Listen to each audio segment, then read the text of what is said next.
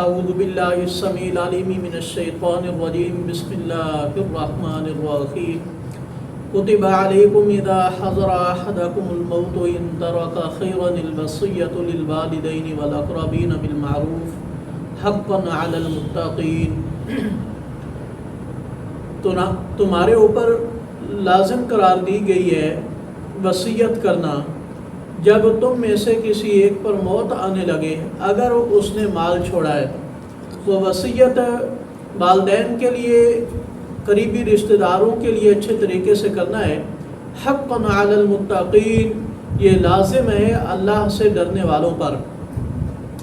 شروع میں رسول اللہ صلی اللہ علیہ وسلم نے ارشاد فرمایا کہ جو بندہ مال چھوڑے جا رہا ہے اور وہ وصیت کرنا چاہتا ہے تو کوئی رات اس پر ایسی نہ گزرے کہ اس کے پاس وصیت نہ لکھی ہوئی ہو، یعنی ہر وقت اس کے پاس وصیت لکھی ہوئی ہونی چاہیے، کیونکہ موت کا پتہ نہیں ہے کہ کسی وقت بھی آ سکتی ہے۔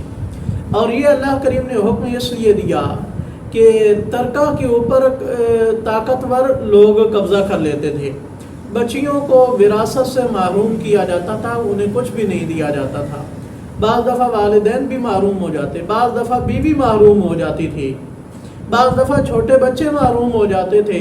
جاہلیت کا یہ قانون تھا کہ جو تلوار اٹھا سکتا ہے اسے وراثت ملے گی، جو نہیں اٹھا سکتا چھوٹی اولادیں اسے وراثت نہیں ملتی۔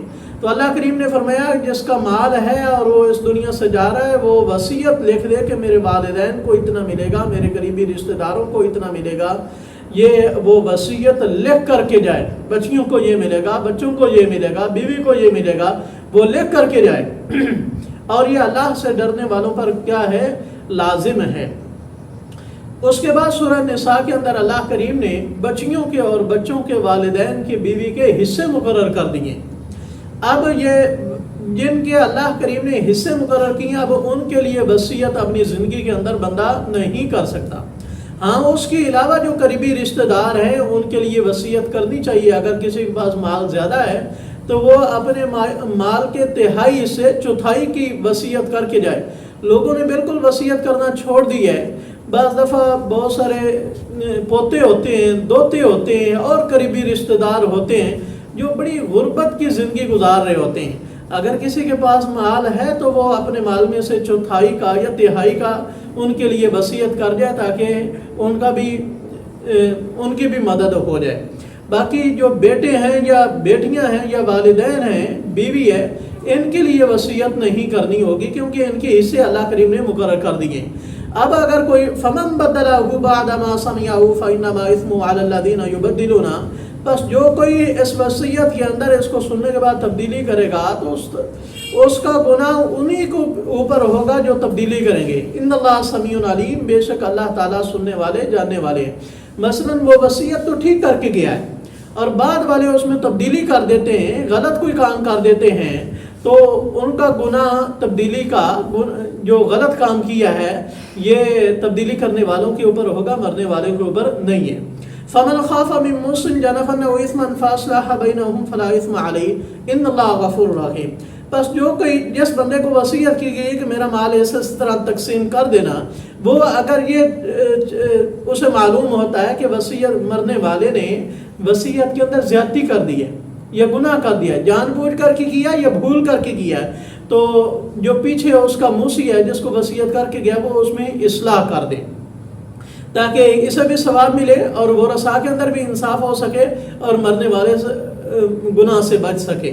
ان اللہ غفور رحیم، بے شک اللہ تعالیٰ بہت بخشنے والے ہیں، نہایت رحم کرنے والے ہیں۔ بھائیو یہاں کیا ہوتا ہے، ایک اگر غلط وصیت کر کے گیا ہے تو وہ بھائی سارے مال کے اوپر قبضہ کر جاتا ہے، میرے باپ نے دیا، زندگی میں دے کر گیا، وہ بھائیو اس نے غلط کیا ہے تو وہ غلطی کر کے گیا ہے، اس کا مطلب یہ تو نہیں تو بھی ڈاکہ مار لے۔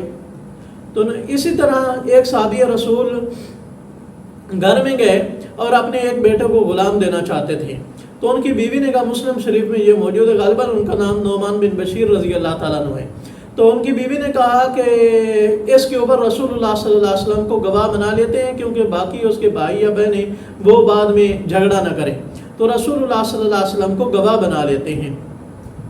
رسول اللہ صلی اللہ علیہ وسلم کے پاس گئے عرض کی یا رسول اللہ ہم یہ اپنے اس بیٹے کو دینا چاہتے ہیں، آپ اس پر گواہ ہو جائیں۔ تو آپ صلی اللہ علیہ وسلم نے پوچھا اور کوئی اولاد ہے؟